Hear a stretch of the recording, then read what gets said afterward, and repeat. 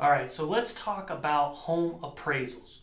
What are they? So what an actual appraisal is when a third party, which is the eyes for the lending institution, comes in and does an evaluation of the home compared to other homes that have sold that are like it. Basically, it's kind of a protection piece to make sure that you're not buying a home for $200,000 that might only be valued at $100,000.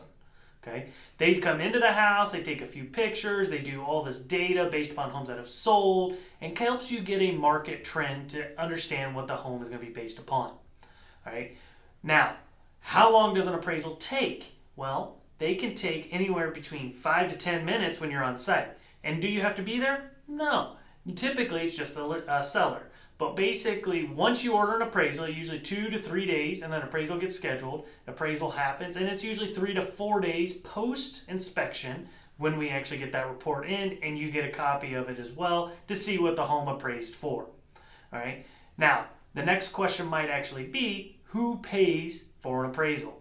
Well, as a buyer, you are responsible for the appraisal to obtain your loan. So in the very first week of you finding a house, we're going to collect a debit or credit card information to order an appraisal. Typically, they range in between $400 to $500.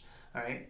Then what happens if the appraisal comes in higher than what you bought the home for, which is a great thing. Guess what? You're fully protected. The seller never knows. And basically, you got instant equity. It does not change the loan at all, but if there's enough equity there, we may talk a little bit in differences of terms and what we should do to maybe try to tap into that equity.